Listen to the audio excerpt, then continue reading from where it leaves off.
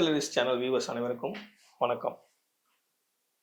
இன்னைக்கு நம்ம பார்க்கக்கூடிய டாபிக் எதை பற்றின்னு பார்த்தீங்கன்னா, யூரிக் ஆசிட்னு சொல்லிட்டு சிறுநீரக அமிலம் அப்படின்ற டாபிக் பற்றி பார்க்க போகிறோம். இது வந்து எந்த ஏஜ் பாதிக்கப்படுது, எந்த ஏஜில் இருக்கவங்களை வந்து ரொம்ப பாதிக்குது அப்படின்னு பார்த்தீங்கன்னா, இது யங்ஸ்டர்லேருந்து ரொம்ப ஓல்டு ஏஜ் வரைக்குமே வந்து இந்த ஒரு நோய் வந்து நிறைய பாதிப்பை தருது. அதுவும் இன்னைக்கு இருக்கக்கூடிய காலகட்டத்தில் உணவு முறைகள் நமக்கு நிறைய வந்து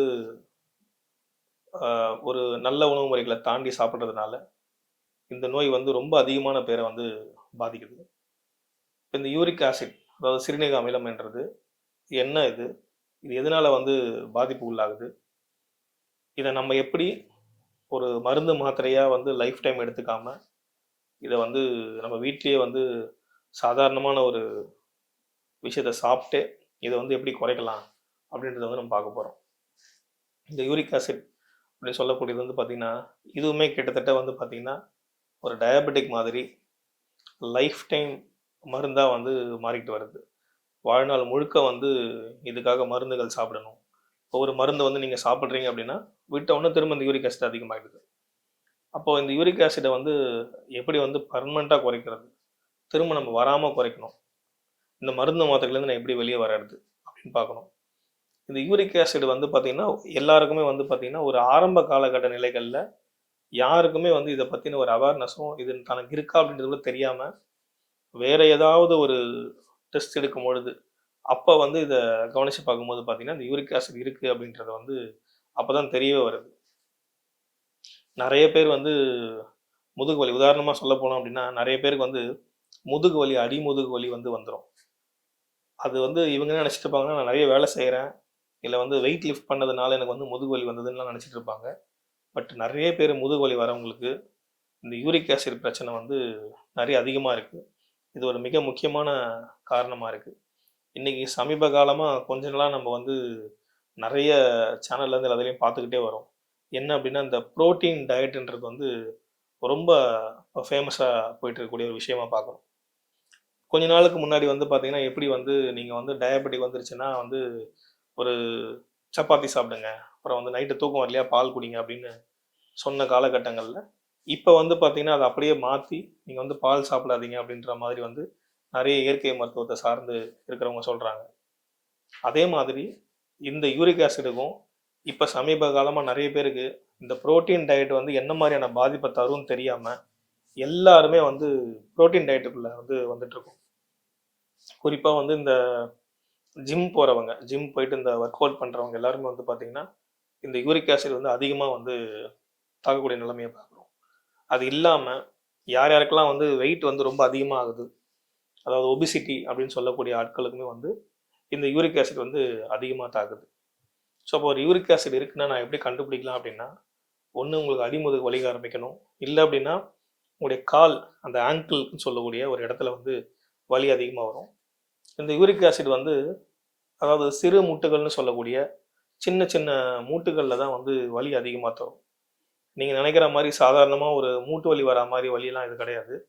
இந்த ஒரு அவங்களுக்கு கை மூட்டுகளில் யூரிக் ஆசிட் தேங்கிடுச்சு அப்படின்னா சும்மா கையை வந்து எங்கேயாவது ஒரு இடத்துல இடிச்சிட்டாலோ, இல்லை இப்படி கை தட்டக்கூட முடியாத நிலைமை ஏற்படக்கூடிய ஒரு வலி வந்து ரொம்ப அதிகமான வலி வந்து இருக்குது.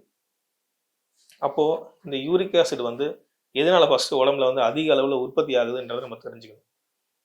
பொதுவாக யூரிக் ஆசிட்னு சொன்ன உடனே வந்து ஒரு கிட்னிக்கு வந்து ஒரு மாத்திரையை எடுத்துக்கிட்டு அந்த கிட்னிக்கு அந்த மாத்திரையை கொடுத்து அந்த யூரிக் ஆசிடை வெளியே தள்ளக்கூடிய வேட்களை மட்டும்தான் நம்ம பார்த்துட்ருக்கோம்.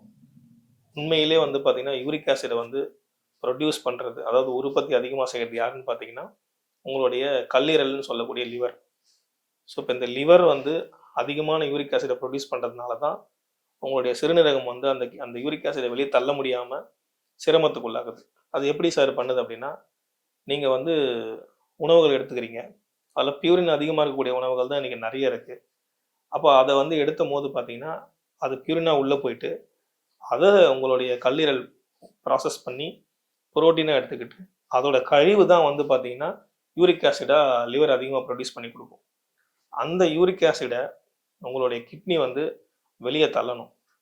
வெளியே தள்ள முடியாமல் அது உள்ளுக்குள்ளேயே இருக்கும்பொழுது பார்த்திங்கன்னா இந்த யூரிக் அமிலம்னு சொல்லக்கூடியது உங்களுடைய ரத்தத்தில் கலந்து உங்களுடைய ரத்தம் முழுக்க வந்து அமிலத்தன்மையாக மாறக்கூடிய நிலைமை வந்து நிறைய பேருக்கு ஏற்பட்டிருக்கு.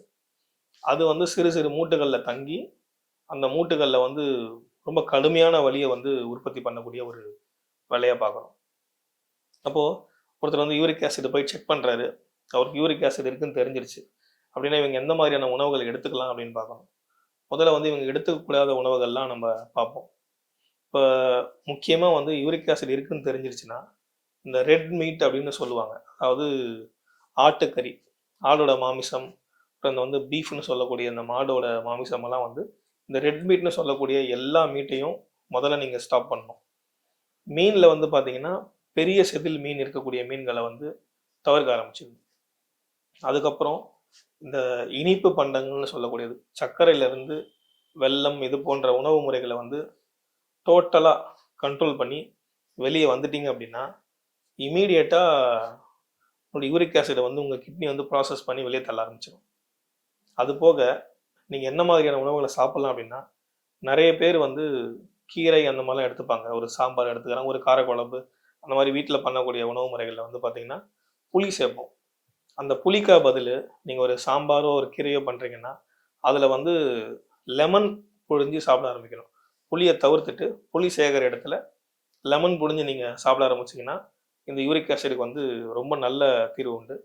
நீங்கள் ஒரு டாக்டர்கிட்டே போனாலும் அவங்க வந்து உங்களுக்கு வந்து பொட்டாசியம் சிட்ரேட் அப்படின்ற மாதிரியான ஒரு சில மருந்துகளை வந்து பரிந்துரைப்பாங்க. அந்த மருந்து தான் உங்களுக்கு இந்த யூரிக் ஆசிடை வந்து டோட்டலாக கண்ட்ரோல் பண்ணி கொண்டு வரும். அப்போது நீங்கள் இங்கே சிட்ரிக் அமிலம் சொல்லக்கூடிய இந்த ஆரஞ்சு, லெமன் இந்த மாதிரியான உணவு, குறிப்பாக சொல்லப்போனால் புளிப்பு சுவை இருக்கக்கூடிய பழங்கள், அது வந்து உங்களுடைய யூரிக் ஆசிடை வந்து நல்ல கண்ட்ரோலுக்கு கொண்டு வரும். இப்போ நம்ம வந்து ஒரு வீட்டில் வந்து ஒரு கஷாயம் பண்ணி குடிச்சு இந்த யூரிக் ஆசிடை வந்து எந்த அளவுக்கு வந்து சரி செஞ்சுக்கலாம் அப்படின்றத பார்க்குறோம். இப்போ நீங்கள் வந்து கொழுப்பு நிறைஞ்ச உணவுகள் வந்து இப்போ வந்து வீட்டில் வந்து நம்ம வந்து சிக்கன் சாப்பிட்றோம், ஒரு மட்டன் சாப்பிட்றீங்க அப்படின்னா இந்த மாதிரி புரோட்டீன் சம்மந்தப்பட்ட ஒரு உணவுப் பொருட்களை உள்ள எடுத்துக்கும் பொழுது பார்த்தீங்கன்னா இமீடியட்டாக சாப்பிட்டதுக்கப்புறம் 2லேருந்து ஒரு 3 வெத்தலை, வெறும் வெத்தலையை வந்து காம்பு நுனியை கிள்ளிட்டு வெறும் வெத்தலையை நீங்கள் சாப்பிட்டீங்க அப்படின்னா உங்களுடைய இந்த யூரிக் ஆசிட் வந்து அதிகமாகாமல் கண்ட்ரோலுக்குள்ளே வர ஆரம்பிக்கும்.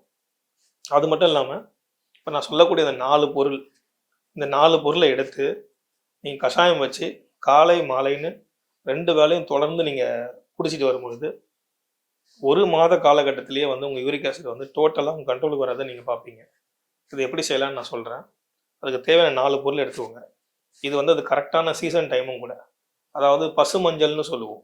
இப்படி ஈரமான மஞ்சள், காஞ்ச வந்து மஞ்சள் இல்லாமல் இப்போ பொங்கல் டைம்லாம் வந்துருக்கக்கூடிய ஒரு ஈரமான மஞ்சள், பசு மஞ்சள். அந்த மஞ்சள் நசுக்குனீங்க அப்படின்னா அதில் சாறு வரும். அந்த மாதிரி மஞ்சள் வந்து ஒரு சின்ன துண்டு எடுத்துக்கோங்க. இஞ்சி ஒரு சின்ன துண்டு எடுத்துக்கோங்க.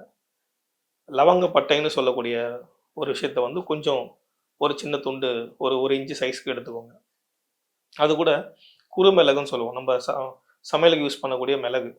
அது ஒரு 5 மிளகு எடுத்து இது எல்லாத்தையும் இடித்து 3 கிளாஸ் தண்ணி ஊற்றிட்டு அதில் போட்டு கொதிக்க வச்சு இது 2 டம்ளராக சுண்டி வர வரைக்கும் கொதிக்க வைக்கணும். கொதிக்க வர வச்சு எடுத்து வச்சுக்கோங்க. எடுத்து வச்சுட்டு சூடானதுக்கப்புறம் அதை நீங்கள் குடிக்கலாம். இது கூட எதுவும் நீங்கள் இனிப்புகளெல்லாம் சேர்த்துக்கூடாது. குடிச்சிட்டு மூடி வச்சுருங்க. திரும்ப அதே தண்ணியை நீங்கள் மாலை வேளையிலையும் குடிச்சிட்டு வர வர ஒரு 15 நாள் குடிங்க. இது எப்போ குடிக்கணும் அப்படின்னா நீங்கள் சாப்பாடு சாப்பிட்டதுக்கு அப்புறம், காலை உணவு எடுத்ததுக்கப்புறம் இதை குடிக்கணும். திரும்ப இரவு குடிக்க போகிறீங்கனாலும் இரவு உணவு எடுத்ததுக்கப்புறம் இதை குடிங்க. எப்பவுமே வந்து சாப்பாடு எடுத்ததுக்கு அப்புறம் தான் இந்த கஷாயத்தை குடிக்கணும். இதை குடிக்க குடிக்க ஒரு 15 நாளைக்கு குடிங்க. 15 நாள் குடித்ததுக்கப்புறம் ஒரு வாரம், அதாவது 7 நாள் வந்து கேப் விட்டுறணும். இதை குடிக்கக்கூடாது. அதோட ஸ்டாப் பண்ணிவிட்டு திரும்ப ஒரு வாரம் கழித்து ஒரு 15 நாள் இதை 2 தடவை 2 கோர்ஸ் எடுத்துகிட்டு திரும்ப போயிட்டு உங்களுடைய பிளட் டெஸ்ட் எடுத்து பாருங்கள். உங்கள் யூரிக் ஆசிட் வந்து நல்ல கண்ட்ரோலுக்கு வந்து இருக்கும். ஸோ இந்த முறையை பயன்படுத்தி பயனடைங்க. ஸோ எல்லாருமே வந்து இயற்கையான முறையில் நல்ல முறையில் ஆரோக்கியமாக வேண்டிக்கிறேன். நன்றி, வணக்கம்.